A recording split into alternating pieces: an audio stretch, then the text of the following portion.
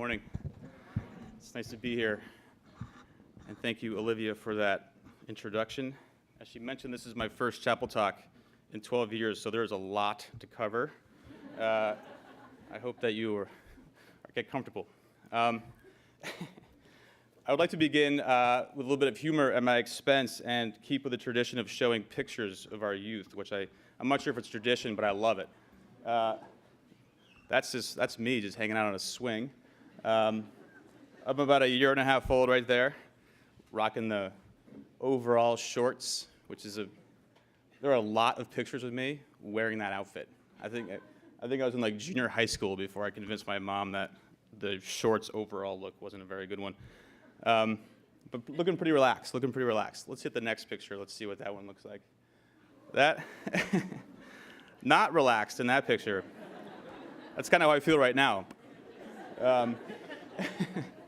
That's me. I'm about to get on the bus for my first day of kindergarten. And that, my friends, is a look of sheer terror. I don't really remember this very well. I'm hoping the second day I met with more confidence than I see there. Okay, we don't need to keep those up anymore. I think we probably, yeah. So I'd like to do two things with you this morning. First, I'd like to offer, how's my volume? Is it good? Cool. I'd like to offer a snapshot of a specific time and place in my life and share with you some of the lessons I've learned in that time and place. And secondly, I'd like to share with you 5 questions that have lingered in my mind for the last few months. Okay, the time and place and lessons learned. The time is 6:15 to 7:15 p.m. every evening. The place is my house. The first part of this window isn't very interesting, it's chaotic. The reason it's chaotic is because at 6:15, I try to wrangle my 2 children, Sam, age 7, and Gus, age 4, into the bathtub. You should ask your parents about your childhood bath time experiences. I'm sure they're going to confirm everything that I'm about to say. I'll make it brief, but the scene usually goes something like this. At 6:15, the water goes on, and Gus, age 4, comes bombing into the bathroom. Gus is on the hustle because Gus loves taking baths. Gus loves taking baths precisely until the moment when he actually has to get into the bathtub. Then all bets are off. Your guess is as good as mine. The initial excitement is gone, and defiance ensues. But because I am a kind and patient dad, and because I shamelessly beg, borrow, plead, and make promises I know I can't keep, Gus gets in. And once he's in, it's pretty lively. A couple of songs, bubbles, splashing around, some time with tub toys, of which we have like 10,000. And at this point, the most important thing is to be absolutely sure to keep shampoo out of Gus's eye. Shampoo in the eye of a 4-year-old is not good. It's dramatic. It's lightning in your bones. And there really is nothing worse. And I admit that when it happens, it usually is my fault. Or it feels like it's my fault. It's not my fault. I've told the kid, just like, put your head back, right? And it goes that way. It's like, we're working on it. It's amazing that we still are, anyway. It's, but in any event, eventually Gus has to get out. And the same kid who only 10 minutes ago wanted nothing to do with getting in the tub, now is completely distraught at the idea of getting out of the tub. I'm right back where I started. It's amazing. It's incredible. But because I am a kind and patient dad, and because I shamelessly beg, borrow, plead, and make promises that I know I can't keep, he gets out. So anyway, so now Gus is done, and the bathtub must be drained because Sam is 7. And 7-year-olds don't take baths. They take showers. Obviously. So fine with me. So in goes Sam, goggles on, because everybody wears goggles when they shower.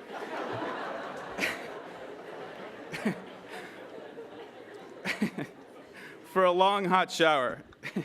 So long and so hot, in fact, that eventually I hear Sam yelp and scramble out of the shower because all the water in our hot water heater is now gone and his shower is freezing. This happens often, and yet always seems to catch him by surprise. The bad news is that if I wanted to take a shower or run the dishwasher or do laundry, I'm out of luck because all the hot water's gone. The good news is that there's no faster way to get a kid out of the shower than to have it turn ice cold. It's a good lesson for parents in the room. All right, before I close on the bath scene, I'll offer you this. If you ever needed proof of your parents' love for you, the fact that you survived the bath time years should be proof enough. Just remember that. Okay, I'm moving on from the bath. I only shared it because in perfect contrast to the chaos I just described is the calm that follows. It's about 6:45 now when Tizzy, my wife, or I will spend the next 30 minutes or so reading to the kids before they're off to bed. There's a wide selection of books on the shelves, a few regulars, and almost never any argument when titles are chosen. I spend most of my day thinking and talking about books, but these 30 minutes, when I'm reading stories written for children, have reminded me that some of life's greatest gifts are best revealed by empathetic frogs, talking tractors, and cats in funny hats. When Sam and Gus are watching the antics of Piggy and Elephant, or listening to the wise adages of Pete the Cat, or witnessing the friendship between Otis the tractor and the farm animals, it's as if they're engaged with an old friend who has a lesson to share. Of course, my favorite kids' book by far, and one that is often in the rotation, is P.D. Eastman's Sam and Gus Light Up the Night. It's incredible, right? I mean, the title of the book, it's like, I couldn't believe it. I had no idea this book existed until my good friend and former colleague, Mark Chauvin, and his wife, Becca, gave it to me after Gus was born. I couldn't believe it. It was like my kids were famous. I remember reading it the first time, however, only to find out that Gus is a deviant firefly who causes trouble all over town until he's nearly killed by a train. But that's not the whole story. The real essence of the story is how Gus, with the guidance of Sam, a wise old owl, uses his light to alert a speeding train that there is a car stuck on the tracks just ahead. The conductor hits the brakes and all ends well. Using your gifts to do good, I can live with that. And I like the idea of my kids seeing that lesson played out by characters that stretch their young imaginations completely taut. I've learned that the imaginative powers of a child are like a freight train, and I hold on to the hope that those powers don't just go away when we get older. Our imaginations make us unique and extend us beyond the obvious. Believe in it and let it guide you. Don't be so consumed by what you think you must do that you fail to imagine what you can do. What also is not lost on me in that story is the unlikely friendship between Gus, the firefly, and Sam, the owl. Gus is a bug. He's the size of my thumbnail. And Sam is a raptor. He's a bird of prey. These two creatures have no earthly business being friends with one another, and yet they open up with each other and develop a relationship that's real. The beauty of an unlikely friendship has to be one of life's nicest surprises. Often, though, they take a little work to get started, and you may miss the opportunity at it if you're not willing to extend yourself. There are nearly 400 students at Brooks, and you may think you already know what you need to know about most of them. I don't think you do. And if you take a chance on somebody, invite them into a conversation, you may just be surprised. In that moment, the benefit always outweighs the risk, and it may lead you into a long and enduring friendship. By a little after 7, we've read 3 books, and Sam and Gus, the kids, not the owl and the bug, are nearly ready for bed. But before that happens, there's often a question and answer session about what we've just read. I better have paid attention because their questions are pointed and they come in hot, like very specific questions about what we just read, and they want answers immediately. And I found that the better books inspire better questions. And it's during this time that I witnessed the interplay between the book itself and their young minds. Asking and answering questions rounds out the evening and often reveals the lessons learned for Sam and Gus, but also for me. I'd like to stay with the theme of asking good questions for a bit longer. One of my heroes in education is a gentleman named James Ryan, formerly of the Harvard Graduate School of Education. Ryan, in his book, Wait, What?, offers that there are 5 essential questions that we should ask ourselves and others as often as possible. I read his book this summer and have since let his 5 questions linger in my mind as I consider my life and work here at Brooks. The first question, as the title of his book suggests, is the familiar, wait, what? Sometimes it sounds like, wait, what? Or, wait, what? It sounds a bit silly, and we use it often. I heard it just the other morning when Gus came downstairs ready to go to school, and his shirt was on inside out. I said, Gus, your shirt's on inside out. And he went, wait, what? That was it. When I hear, wait, what, I'm reminded that just because I said something doesn't necessarily mean my message was heard. Or, at the very least, further clarification is needed. Maybe I need to say something in a slightly different way. Clarity may come slowly, but the wait that comes before the what allows us the time to fully understand. The question, wait, what, prevents us from rushing to judgment and ultimately opens a door for productive conversation. Ryan's second question is, I wonder, as in I wonder why or I wonder if. I put wonder right next to imagination, and though it's hard to quantify, its influence on us connects us to a larger frame of thinking. I may ask, I wonder if I'm helping my students develop a love of learning, something my teachers did for me. Or I wonder why my 7-year-old gets so nervous before field trips. I loved field trips. Field trips are awesome, right? And he's like shaking in his boots every time we go on his field trip. Neither question has an easy answer, I'm sure, but by asking I wonder, the process of looking more deeply into the issue has begun. If you ask I wonder if or I wonder why, whoops, you will turn the right page, you will no doubt get beyond the surface of things. Curiosity will ignite and better understanding will follow. Still, I urge you to wonder responsibly. If you're sitting in Mr. LaFawn's class, his chem class, and you wonder what will happen if you combine one chemical with another and then the entire academic building goes up in smoke, that's not good. You've missed my point. I was worried. That's the one question I really was worried about. Wonder responsibly. Don't do that. Ryan's third question is, couldn't we at least? I like this question because I think it leads us to the common ground that I believe always exists. There are over 550 students, faculty, and staff at Brooks. We come from different backgrounds, value different ideals, and manage different responsibilities. In communities such as ours, conflict and disagreement will arise. It's natural and totally unavoidable.